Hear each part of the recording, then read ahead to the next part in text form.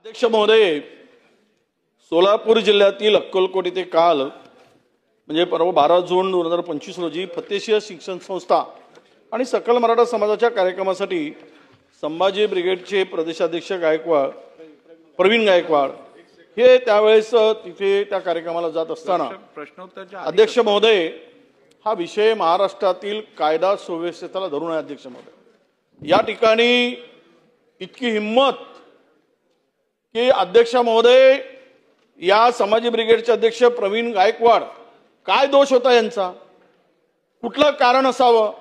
अध्यक्ष महोदय, त्यांच्या संस्थेचं नाव संभाजी आहे एवढंच. या कारणामुळं आता अनेकांनी आपले नाव बदलून संभाजी ठेवले आहेत. त्यांना मारहाण झाली का? त्यांची नावं मी घेणार नाही. पण अध्यक्ष महोदय, या कारणासाठी आणि किती वर्षापासूनची ती संघटना आहे, तेही संघटना सर्व जातीच्या धर्माच्या लोकांना घेऊन आणि छत्रपती संभाजीराजांच्या एकूण संपूर्ण त्यांच्या कार्यावर काम करणारी, त्यांच्या विचार प्रणालीवर काम करणारी संघटना अध्यक्ष महोदय. परंतु ज्या पद्धतीनं झालंय ते खरं म्हणजे महाराष्ट्रामध्ये एखाद्या संघटनेच्या, कुठलाही असो सामाजिक संघटनेचा, अमानुषपणे गाडीतून ओढून त्याला काळं फासलं. काळच फासलं नाही अध्यक्ष महोदय, त्याला कालर धरून ओढून खाली पाडलं. आणि जो हा माणूस ज्यांनी हे कृत्य केलं अध्यक्ष महोदय, या माणसाचा उद्देश काय?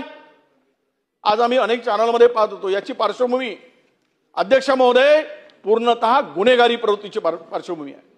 हा पिस्तूल बाळगल्याच्यासाठी त्याच्यावर गुन्हे दाखल झालेले आहेत. यांनी सख्या चुलत भावाचा खून केल्यासाठी तो जेलामध्ये होता. त्याच्यावर अशा गुन्हेगारी प्रवृत्तीचा व्यक्ती, आणि तेही एखाद्या पक्षामध्ये आहे तो घ्यायचा नाही घ्यायचा तो त्यांचा अधिकार. परंतु ही हिंमत जर झाली आणि या पद्धतीनं त्यांना काळं फासल्यानंतर त्याचा जीव घेण्याचा प्रयत्न झाला अध्यक्ष महोदय, कदाचित खून करण्याच्या इराद्याने, सगळं पूर्वनियोजित होतं. काहीच कारण नव्हतं, कुठलंही कारण नाही की त्याला मारहाण करण्यासाठी, कुठलंही कारण नव्हतं की त्याला काळं फासण्यासाठी. पण ज्या पद्धतीनं त्या ठिकाणी हा कार्यक्रम होता, अध्यक्ष महोदय, माननीय मुख्यमंत्री महोदय इथे आहेत, त्यांच्याकडे गृहखात आहे, आम्हाला त्यांच्याकडे विनंती आहे की असे कार्यक्रम होतात त्यावेळेस कुठलाच पोलीस बंदोबस्त तिथे नव्हता. तो पोलीस बंदोबस्त का नव्हता तिथे? आणि तुम्ही अशी काही घटना होत असताना आपल्याकडे त्याच्या इंटेलिजन्सच्या माध्यमातून काही सूचना येत असतील की नाही, किंवा ते आहे की नाही, कार्यरत आहे की नाही, हाही खरा प्रश्न या ठिकाणी मला अध्यक्ष महोदय येतोय. म्हणून आपल्याला विनंती आहे या निमित्तानं, कारण हा संपूर्ण प्रश्न, हा कायदा सुव्यवस्थेचा प्रश्न ऐरणीवर आल्याचं ते सगळे समोर येत आहे अध्यक्ष महोदय. म्हणून आपण निर्देश द्यावेत की या संदर्भामध्ये खरं तर चर्चा मी म्हणणार नाही, पण या संदर्भात या प्रकरणामध्ये हे जे काही दोषी आहेत त्या सर्वांवर कडक कारवाई झाली पाहिजे. अटक केली, पण त्यांचा उद्देश त्यांना मारून टाकण्याचा होता, खून करण्याचा होता. आणि ज्या पद्धतीने यांना कायदा हातात घेण्याचं यांनी काम केलेलं आहे, म्हणजे कायदा यांच्यासाठी काही नाही अशा प्रकारचा आविर्भाव आणि मस्ती जी आहे ती ठेचली गेली पाहिजेत अध्यक्ष महोदय. हा जो विचार आहे की खरं म्हणजे अशा पद्धतीनं मागेही काही घटना घडल्यात की जो व्यक्ती एक निर्भीडपणे काम करतो त्याच्यावर अशा पद्धतीचे हल्ले सातत्यानं या राज्यामध्ये झालेले आहेत. म्हणून आपल्याला विनंती आहे की हा जीवघेणा हल्ला करणारे जे काही आहेत त्यांच्यावर या ठिकाणी स्थानिक पोलिसांचं का दुर्लक्ष झालं, आणि प्रवीण गायकवाड हल्ला होत असताना जी काय आता माध्यमामध्ये आणि जनसामान्यामध्ये एक चीड आणि एक प्रश्न निर्माण झालाय, राग निर्माण झालाय, आणि अनेक संघटना आता एकत्र येऊन या ठिकाणी या संदर्भात न्याय मागण्याची त्यांची संपूर्ण ते रस्त्यावर येत आहेत न्याय मागण्यासाठी.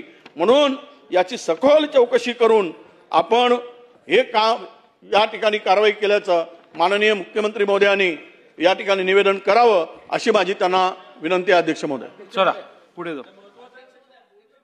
नाही हे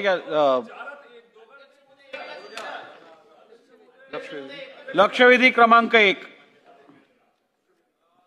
लक्षवेधी क्रमांक 1. महोदय वितरित केल्याप्रमाणे ठीक आहे ना, शासनाने नोंद घेतली आहे. सभागृहात एखादा तुम्ही विषय मांडला, शासनाकडनं प्रतिनिधी आहेत उपस्थित, त्यांनी नोंद घेतलेली आहे. अध्यक्ष महोदय, मी स्वतः या प्रकरणाची पूर्ण माहिती घेतली.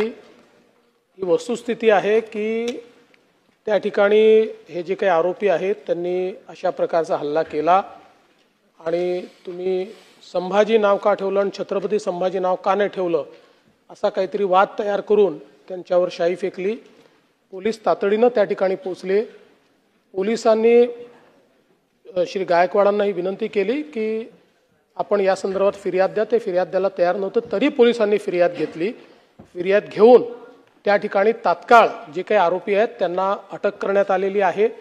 अद्यापही आरोपी पोलिसांच्याच ताब्यामध्ये आहे. कुठलेही त्यांना त्या ठिकाणी सोडण्यात आलेलं नाही. यामध्ये जी काही घटना घडलेली आहे त्यानुरूप जी काही शिक्षा करावी लागते किंवा त्या संदर्भात जे काही कलम लावावे लागतात ते कलम लावून या संदर्भात योग्य ती कारवाई केली जाईल.